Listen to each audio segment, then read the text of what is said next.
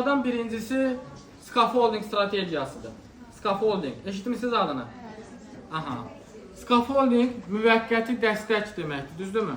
Körpü rolunu oynamaq, müvəqqəti dəstək olmaq.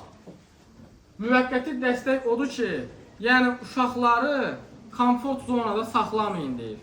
Əl içində saxlamayın. Qoyun neynəsinlər?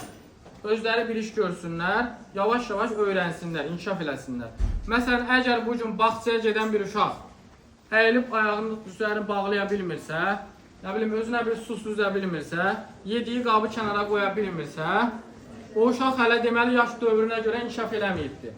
Düzdür? Bağçanın əsas məqsədi nədir? Bizim ölkədə bağçaya həmişə belə adi yanaşıblar ki, bağçada uşaq getsə də olar, getməsə də.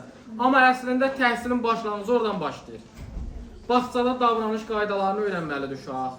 Ünsiyyət nitq etiketlərini öyrənməlidir. O orada gedib kitab oxumağa görə getmir bağçaya. Oyunlarla öyrənməlidir. Həyatı yavaş-yavaş dərk eləməlidir. Düzdür? Və daha sonra gələcək məktəb dövrü. Artıq məktəbə gələn uşaq müəyyən davranış qaydalarına sahib olmalıdır. Burada bir neçə zona var. Zona 1, zona 2 və zona 3. Zona 1 nədir? Zona 1 rahatlıq zonasıdır. Baxın uşaqlar, nə qəşəng yatır. Görürsünüz? Bu zona 1'dir. Yəni, rahatlıq zonasındadır, komfort zonadadır. Məsələn, sizin şagirdiniz nəyisə öyrənməyi bacarmayanda, siz ona hazır şəkildə bütün məlumatları təqdim edəndə, baxın o şəkildə olur. Orada kimi. Rahatlıq zonasında özünü təhlükəsiz hiss edir, yeni öyrənmə baş vermir, hər şeyi hazır şəkildə əldə edir çünki. Valideynlər də bəzən öz övladlarına belə eləyir. Onu məktəbə qoyacaq, onu universitetdə peşəsini seçəcək, onu işə qoyacaq, sonra da onu nə edəcək? Evləndirəcək. Özü evləndirəcək, qız tapacaq, evləndirəcək. Amma özü adam nə eləməyəcək? Sərbəst seçim eləmək iqtidarında olmayacaq. Nəticədə sabahda bugünkü kimi ailələr nə edəcək? Dağılacaq. Niyə dağılır? Çünki insan qərar qəbul etməsi, fikrinin özünün seçməsi yoxdur. Müstəqil bacarıqları inkişaf eləmədiyinə görə bu adam həyatda nə edə bilmir? Özünə yer tapa bilmir. Onu əl içində saxlayıblar. Düzdür? İkinci zonaya baxaq. İkinci zonada görürsünüz. Bu zona o deməkdir ki, valideyn nə edə bilərdi? Bu uşağı alıb qucağına qaldırıb yuxarıda qoya bilərdi. Amma onu eləmir ki. Niyə eləmir? Çünki özü öyrənməlidir də. Sabah valideyn axı olmayacaq onun yanında. Bu o deməkdir ki, bu əslində həyatı bir şeydir. Müəllimlərə də, valideynlərə də o mesaj götürülür ki, siz həyatda daimi deyilsiniz. Nə qədər yaşayacaq? Müəyyən bir zamana qədər. Sonra əlbəttə ki, həyatdan köçüb gedəcək. Bizim övladlarımız tək qalacaq. O tək qalanda o problemi həll edə biləcək özü. Yoxsa yenə mi sənə ehtiyac duyacaq? Sənə ehtiyac duyanda onun üçün çətin olacaq.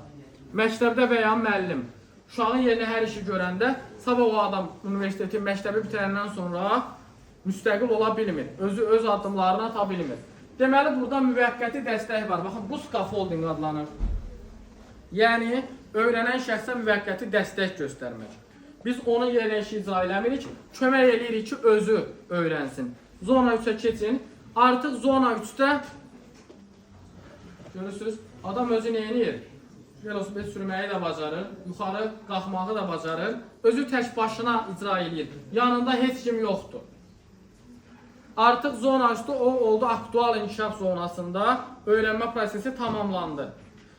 Əgər dediyimiz kimi valideyni və ya müəllimi onu özü qucağına alıb hər yerə aparsaydı, o heç vaxt o cür sərbəst ola bilməyəcəkdir.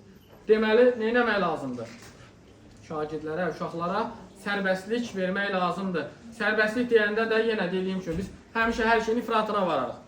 Sərbəstlik deyən kimi uşaqları hər bir formada belə deyək, azadlığa buraxmağı düşünürük.